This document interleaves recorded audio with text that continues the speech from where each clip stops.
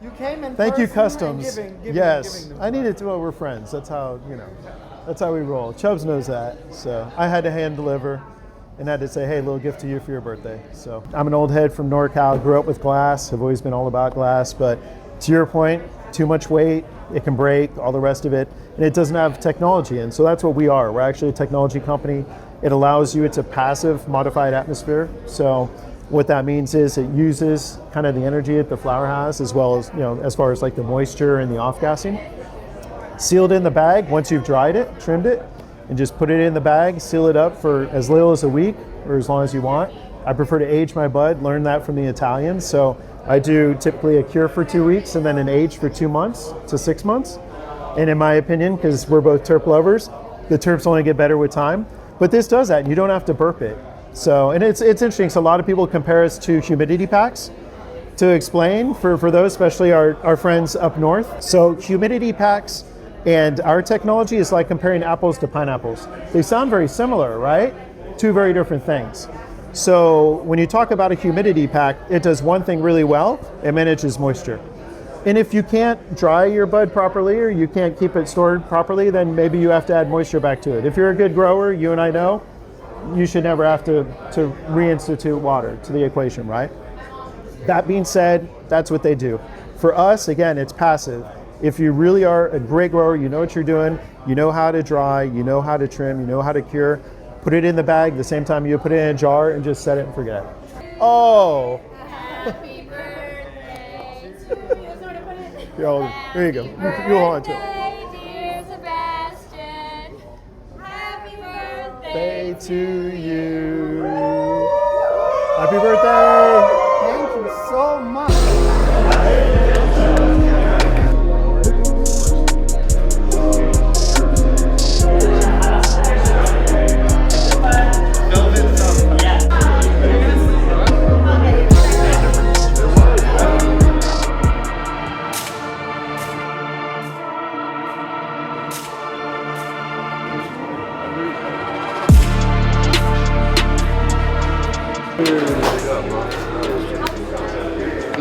Very cool. So they do that, and then it's a heart. Be happy. I'm in heaven. It's the home away from home. I mean, this is the club. Like, I love the clubs, like all the clubs we come to. Like, I love Stefan. Stefan's great French dude. Like, really gets it. He's all about the community. He's had that club for 11 years. But then you have someone like Screech, like the story that I was telling him, like the fact that what he's doing for All Black, and just, I don't know, what he does for the community, how he represents. So yeah, it's pretty sick, man. So coming in, and they're all family. That's what's cool. So, but this is Dank of England. So this is a good friend of mine, Screech's establishment. He started years ago.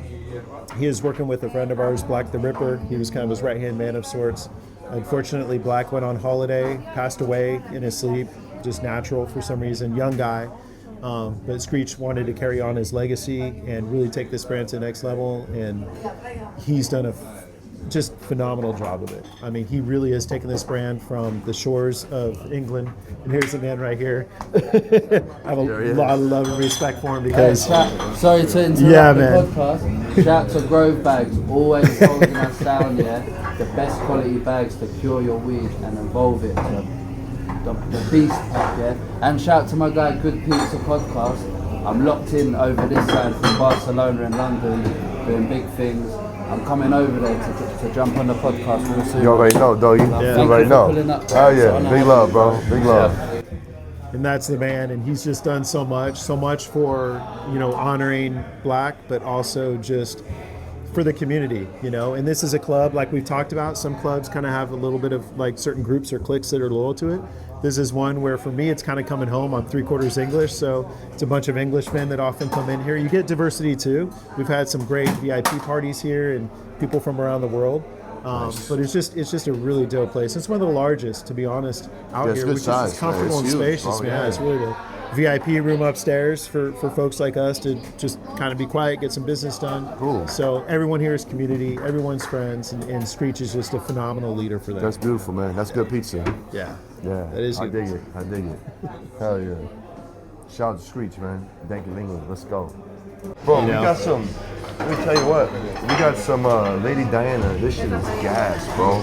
And so this just got dropped, so you guys know. Skywalker, I think this shit is, bro. Yeah. I didn't roll it up yet. So far, we're looking real good, ladies and gentlemen. We've been waiting for this to come out for some time. Bro. I'm from Jersey. I'm an 80s baby. So you know I grew up in the sour era. And we've been hunting this shit like a fucking, like, goddamn hyenas, bro, for years, man. We ain't seen shit. We see some close, but it'd be that sweet sour. This is gas, bro. This is gas. I'm looking forward to this one. And like I said, we've been looking forward to it. We've been waiting for it for months. He finally dropped it. I want to say it was Q4 of last year. Yeah, okay. this just, like, we did a custom bag for him on this, and he also has the Myron, so you can get your 7s in the bag, you can get your 5s and 3s in the jar if you want. But yeah, dude, we were so stoked for this, and the art. Does Screech have one of those? Screech, you got one of the back? You've got to see this, man. This art. So I was kind of going through the feed. I was pulling up the address for the location because we're a little high. We were actually at Sebastian's Fast Buds, his 420 party for his birthday. But I was pulling up the address, and I'm going back in my communication with Screech via direct, and this is exactly what we were talking about. How this pheno's going to drop. How he's getting ready to release it.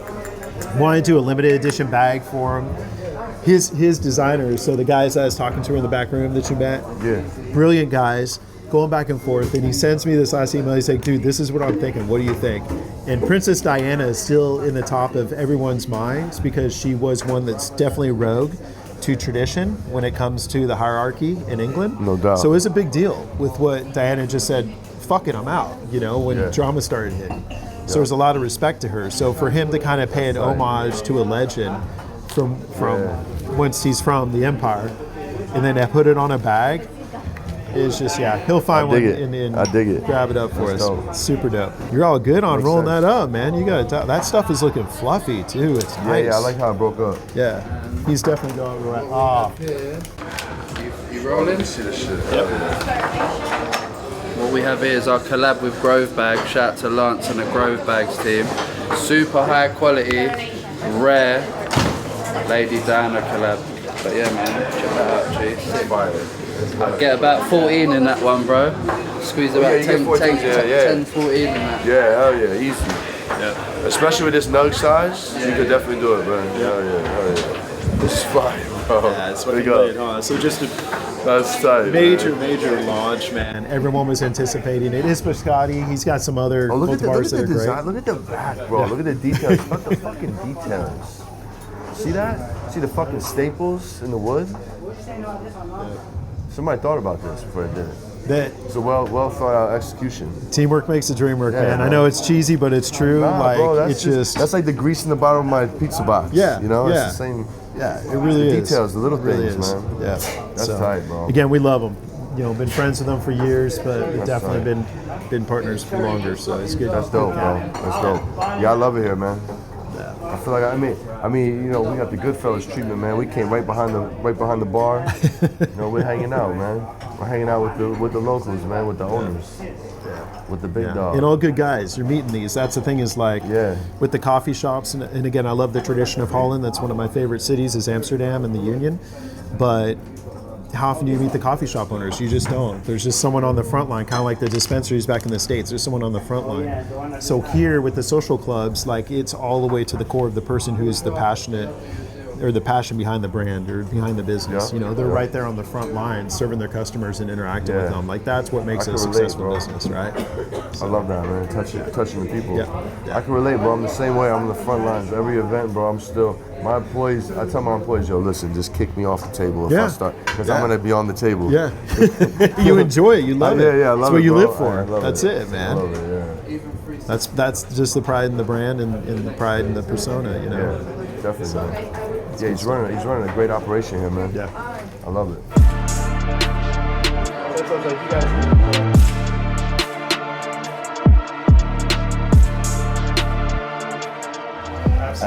Yeah, man, I'm glad I came, bro. It's the last year here or some shit. Yeah, but hopefully there's some sort of solution, and I'd love to come together with a group of the community here, the social club owners, and regardless, this time of the year, it's a good time for all the Americans to come over to network, Latin America, everyone to meet in Barcelona. Still down and to support and show total love to Bilbao, but Barca's the epicenter of the action, bro. Yeah, bro, I see it. Of Europe, of cannabis hype market.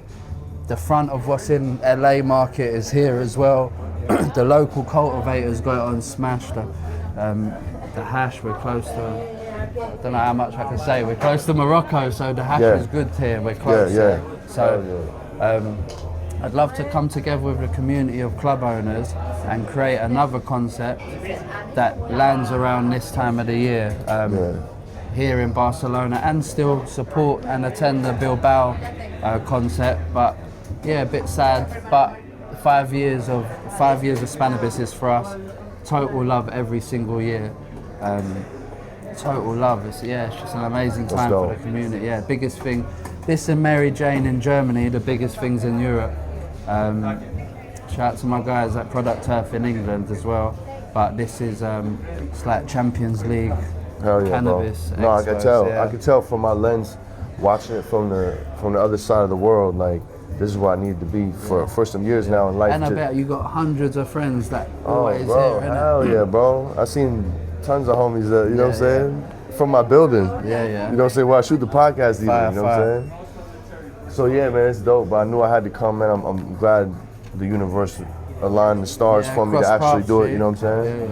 And I'm just happy to be here, man. And thank you for the love. Respect. Big respect, man. I've been following you for a minute, bro. Yeah, you know man, what I'm saying? respect. Shout out to Good Pizza, coming to you live, England, dog. live from know. Doe BCN in Barcelona, yeah. Long live Black the Ripper forever. Dank of England, Doe or die.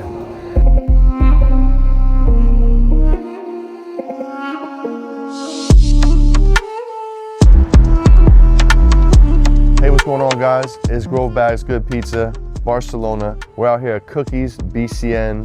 Can't wait to check out this spot, see what's shaking up in Cookies on this side of the map, man. Lance, tell us about Cookies BCN, bro. Yeah, man, stoked to share. So this is actually a shop that our friend Kieran O'Leary runs. Great location. Cookies is one of the few domestic brands. It's gone international. They're here, they're in Amsterdam, they're over in Bangkok. So this is definitely a good spot to hit up when in town. Yeah, no doubt. You wouldn't be running either. All right, champ, you chill. You're gonna be in it. You're gonna be in it. We promise. All right, so awesome, man. Here with a good friend, old friend, with Kieran O'Leary, and you're kind of unique, man, in that the fact that you have been in the Amsterdam scene and the coffee shop scene for years, actually running one of the longest running, largest clubs in that town. Oh, working there, yeah. Right. Yeah, big operation. Yeah, big man. operation. All the celebrities coming through, and then you Good made times. the migration down to better weather in Barcelona and working the social club scene. So Yeah, man. yeah. So tell me the big difference. A lot of people don't quite know the difference between the coffee shop vibe versus the social club scene. Yeah, coffee shop vibe is I mean, a mix of different people from all over the world sharing a spliff or a joint or a space cake, or sometimes for the first time, you know, especially where I was at the Bulldog, a lot of first time interactions with cannabis, Yeah, which is for sure. amazing. Like, it's great to vend somebody their first gram, right, or their first joint. Especially taking us down into the old jail, the former police station that they have set. I mean, there's several Bulldogs, but that one was so memorable. Oh, the ex-police station from Bulldog, and the first coffee shop, the number 90, the very first coffee shop with a license in Amsterdam. Yeah, those are special places, and special to do it there. I was very lucky and privileged, but those are places like, where people come for their first time experience. Tourists can, you know, just walk in once they're over 18 and just like purchase anything else, which is extremely rare. Yeah. Whereas in Spain, in Barcelona in particular, it's a different system. It's like a social club system, not a coffee shop.